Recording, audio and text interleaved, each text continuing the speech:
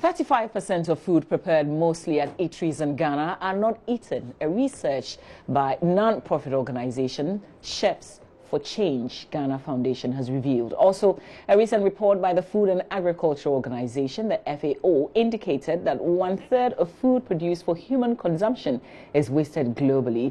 This amounts to 1.2 billion metric tons of food wasted annually. This year's World Food Day is under the theme, "A Zero Hunger World by 2030 is Possible." Emmanuel Jivanu again has been engaging some restaurant operators and customers on how to reduce food wastage and how individuals, what they can do to aid this agenda. This is his report, read to you. According to the Ghana Agricultural Development and Value Chain Enhancement Project, an initiative of USAID, 50% of produce such as tomatoes, mangoes, pineapple and banana rot away after harvesting due to Ghana's inability to store and process them. A lot of food also goes uneaten at homes, restaurants and cafeterias. Joyce Biawa operates a local eatery at Kokomlemle, a business she inherited from her mother. She admits her customers waste food and this sometimes affects her profit. Sometimes it does, but what can you do? Because it comes to a time in the dry season, pepper is very, very expensive. By the end of the day, if your customer demands more soup, by the example today, they come to buy the food. Maybe sometimes they want, it can happen that the customer is having a food at home, but without soup. He will intentionally come and buy a small amount of food, maybe a small amount of fufu, and buy more meat, and they say, give me more soup. You have to give him because customer service. If you don't do, next time you will not come again. You may lose your customers. So that's what you do. You give them what they want. But this patron disagrees. She believes restaurant operators are to blame for food wastage and not customers. She explains why. The main problem is with the food vendors. Ghana has its own price list of food. Whenever you go to a restaurant or a chopper or something, they have this, a plate is 5 cedis. Maybe I can eat 1 cedi. So I think that is the main causal agent of this food wastage. If they are able to structure the price in such a way that everybody will be able to afford, there will be no food wastage. So I think we have to look at that. It's a major problem. So that we stop this, a plate is 15 cedis, a plate is 20. It's so disturbing. And eating foods from most homes end up in gutters or landfill sites. But do leftovers at Joyce Biawa's eatery suffer the same fate? We have people also come here to buy the leftovers for their animals at home. Some also come to buy for their dogs, others for their pigs, etc., etc. So how much is it if I want to buy leftovers for my animals? How much is it? It ranges from 1 cedi to maybe 10 cedis. It depends on what you bring. Yes. A small paint, the paint rubber is 1 cedi. Because if we don't sell it, we use it for anything. So that's what we do. According to the Royal Society, consumers in developed economies waste more food due to low cost, high standards for the appearance of food, and lack of understanding of the realities of food production. This lady from Germany believes cultural differences also play a role in how people treat food. I leave it there. I leave it there, yes. Because why should I take it at home? But here is different. I love the food, you know, I love it. And I take it at home and then I eat it, yes. So in Germany you don't? No. Because we don't do that. We don't do that. We don't take the food at home. Yeah, we don't do that. But here it's delicious, you know. The Food and Agriculture Organization, FAO, is advocating for reheating or rehashing leftovers to look attractive and edible. But some people we spoke to have different views on asking for leftovers to be packaged. Well, I leave it because I don't see the essence. Like I said, I don't see carrying the food home. But as long as I'm here to eat, I'll take what I can eat. If I'm not able to eat the rest, I leave it. If it is the type of food that I really like, I will let them box the remaining food and I'll take it home. Put it in the fridge. The next day I can microwave it and then eat it again. Obviously I paid for it. I shouldn't let it go wasted. When I go to a restaurant to buy food and I'm not able to finish it, I'll just leave the rest on the table. I'll just look for a takeaway pack. Just pour it in there and take it to my house. That's all. Well, I wouldn't want my money to go into the bin like that. So I'll definitely take it to my house and continue. I can even put it in the fridge and use it the following day. A zero hunger world by 2030 is possible. To help, don't waste food. produce more food with less hand by using new and more productive ways to farm and diversify crops. Also, adapt a more healthy and sustainable diet and advocate for zero hunger. Emmanuel Juvenus reports for Joy News. Now, let's have a conversation on the back of this. Daisy Leoncio is the Regional Communication Officer at the United Nations Food and Agriculture Organization. And she's here alongside Daniel Kwarteng, who's with Greenfield and Food Ghana Limited. Good morning to you, ladies, gentlemen. Good morning. Let's talk about the theme for this year's event. A zero hunger world by 2030 is possible, but how is this vision going to be possible, first of all? So maybe I can start with some regional perspective and global statistics. So the Food and Agriculture Organization is a technical and specialized agency of the United Nations, and our mandate is to make sure that everyone, all 7.6 billion people in the world, have access to healthy, safe and nutritious food, right? Here, there was a report that came out recently, the Food Security and Nutrition Report, that there's 821 million people who are suffering from malnutrition or chronic hunger. So in Africa, we're looking at 257 million. So you think, there's this hundreds and millions of people suffering from hunger, and yet we have a little roughly than 10 years till 2030. How do we do that? We had a presentation earlier on food wastage. We can start it with ourselves, like I will order just enough food for me to eat, or when I go grocery shopping for my family, I just buy enough food to last us a week and then do that. A little bit of self-reflection for that. And also we are looking for stronger commitment from governments. This time you committed to the Sustainable Development Goals. It is time for further commitment and to put it into action. So the UN together with the FAO and all our partners are working together to make sure that we are on track towards these goals. But Daniel, let's talk about what persists here.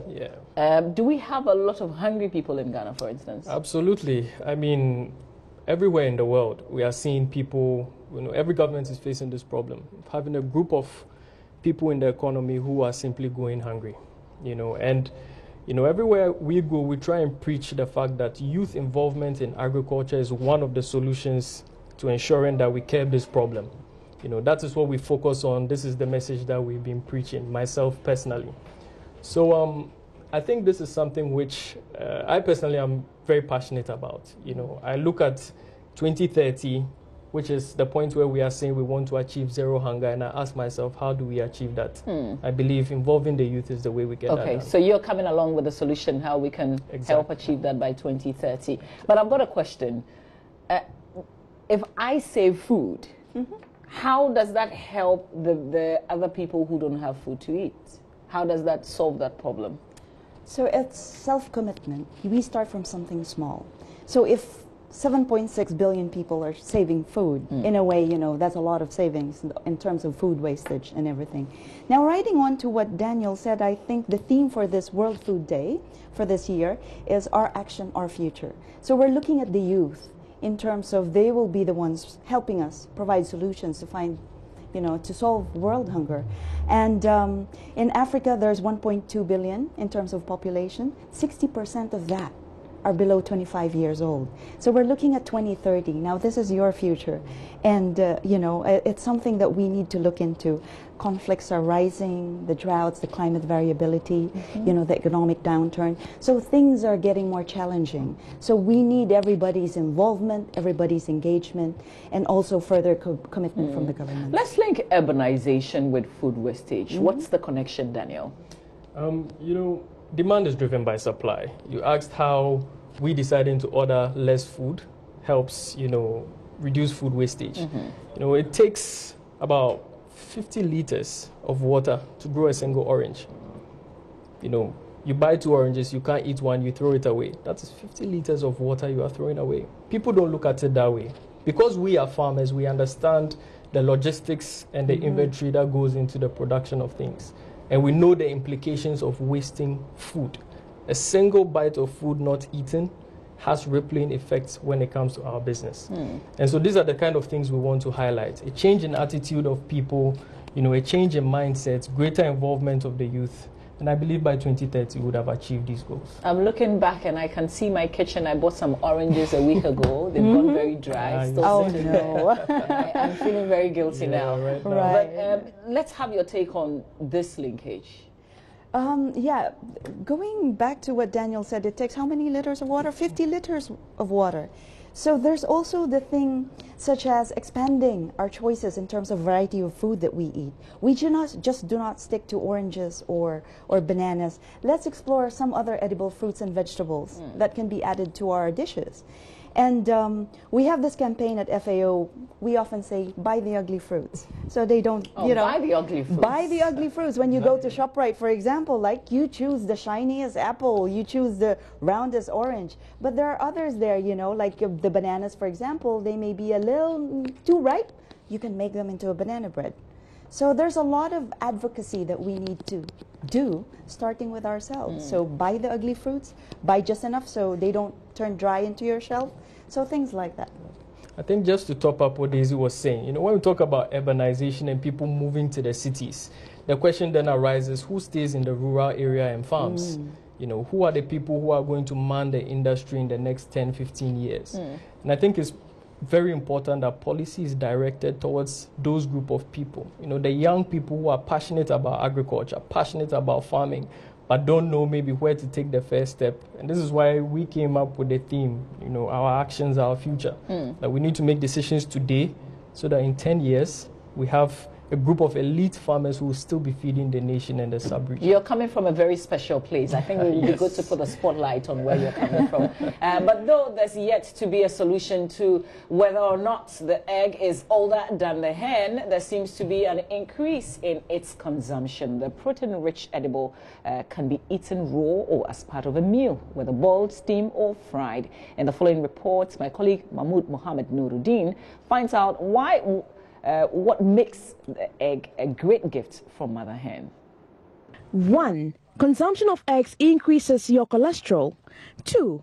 In some traditional settings, it is rumored that when pregnant women eat eggs, their babies will be bold.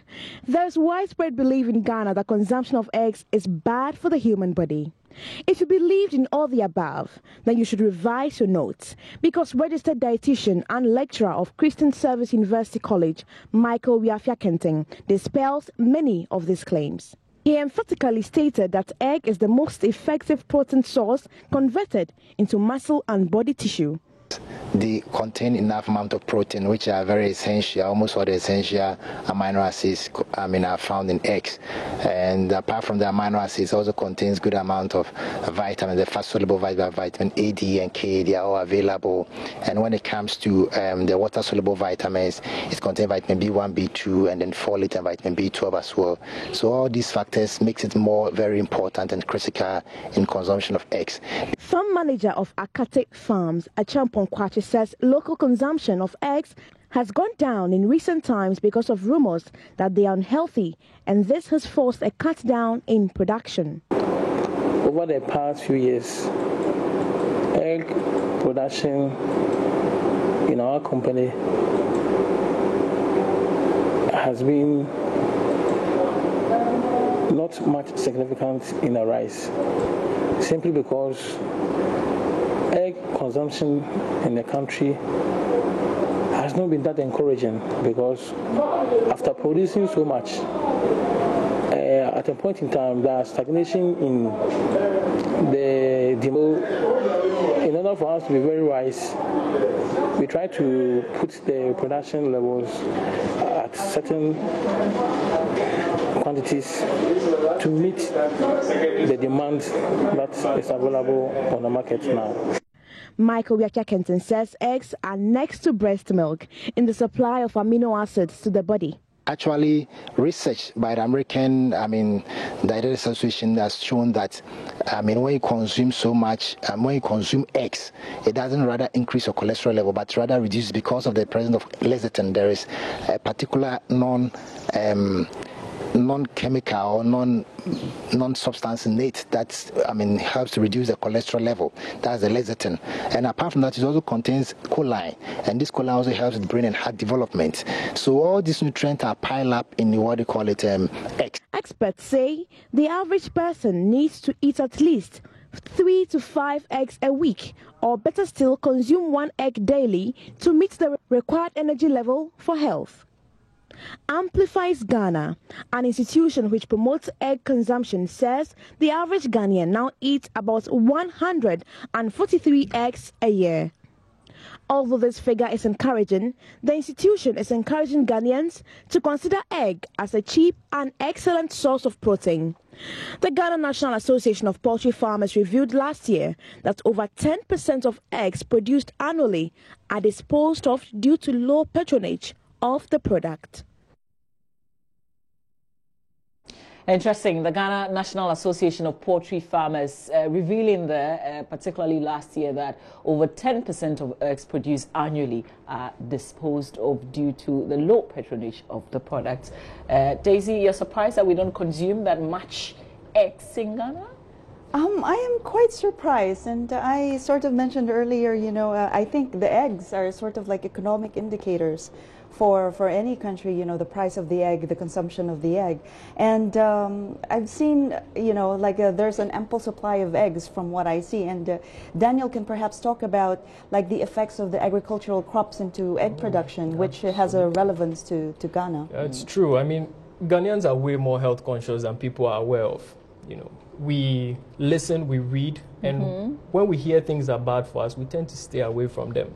I think it's very important for people to do proper research. Eggs are very good for you. They are a very good source of protein. My heart goes out to the farmers because I'm one myself, because I know the kind of impact these, so-called research papers have on the price and production of eggs in the country. So I would say people should stay informed from the right sources. And personally, I do believe these eggs are really good for you. An egg a day keeps a doctor away, I would say. Okay, that's good advice. But you're also operations manager for Ekomfi Fruits and Juices. Absolutely. And you were talking about the solution to ending hunger by 2030. Absolutely. How does an organization such as yours contribute to the larger objective of the 2030 agenda? Thank you for the question. I mean, let's talk about industrialization in the country. For so long, our trade imbalance with other countries has been immense. This is something this administration has decided to prioritize. Myself, I'm the first beneficiary of the One District, One Factory policy. We are implementing amazing things on the ground. Agriculture takes time. To build a system which is sustainable for us in 2030 to say we have solved hunger as a problem, it takes time. This is something people need to understand. So where are you with your factory? Oh, I mean, we're about 75% done. It's taking two folds. We are concentrating on field production and factory construction. On the factory construction, 75% done. By the first week of February, we should be commissioning. Next year, 2019? That's 2019, February. When you say commissioning, what exactly would you be doing at the time? We'll be producing juice. We'll have test run for a while, and we'll be ready to open our doors, our products to the market. Yeah. Daisy, is this the solution that you are looking at from governments? This is something that we're definitely looking into in terms of government support. Also, at the same time, all these policies that they're implementing, we have Daniel, who's a rock star among all the youth entrepreneurs in agriculture. So when you have the government fully supporting Daniel, this is for the 2030, this is their future, this is their action now. Also, at the same time, we're looking at, as I mentioned earlier, you have 60% of the population really young people. And some of them, there's a trend that they've been leaving the farms, they've been leaving the villages. If those farms, if those lands are emptied, who will be left? So Daniel and the rest of his generation are going to be the innovators and the solution makers for our future. Let's spend the next couple of minutes talking about the plans for this year's World Food Day. What's the program like, Daisy? Right. So on Saturday, we had a float around the town, around Accra. We're together with the Ministry of Agriculture and the government partners, of course, and also World Food Program. So today we have a panel session at Alisa Hotel. It's at 2 o'clock. Daniel will be one of the speakers during the session. And then tomorrow we're going to the eastern region for a ceremony with the government. So that's the plan for this week. Okay, Daniel, what are you speaking on? Well, today I'm going to talk obviously about youth involvement. I can't stress enough the fact that youth are the solution to, you know, making sure zero hunger happens. We are the solution. We are going to be the farmers over the next 10, 15 years. We are the ones who are going to be feeding the nation, basically the nation's bread basket. You know, and I think getting as many young people who are passionate about the industry into direct production is very important. And that's what I'll be stressing on today. Okay. How to align policy, how to align all the development agencies into bringing on board as many young people as possible to making this a reality. So for you, was it finding a job or it was a passion for agriculture? This is a deep, innate passion for agriculture. I love to see things grow. I love to take care of things, and there's a very deep sense of satisfaction from it. And I encourage anybody, even you, to spend some time growing something. I think you really enjoy it. Okay. All right. Now, a zero hunger world by 2030 is possible. To help, here are a few things to remember. Don't waste food. Produce more food with less land by using new and more productive ways to farm and diversify crops. Also adopt a more healthy and sustainable diet and advocate for zero hunger. That's what we're doing on News Desk this morning. Daisy and Daniel, thank you so much for your time. It's been a pleasure. Thank you. Stay with us. We've got business coming your way.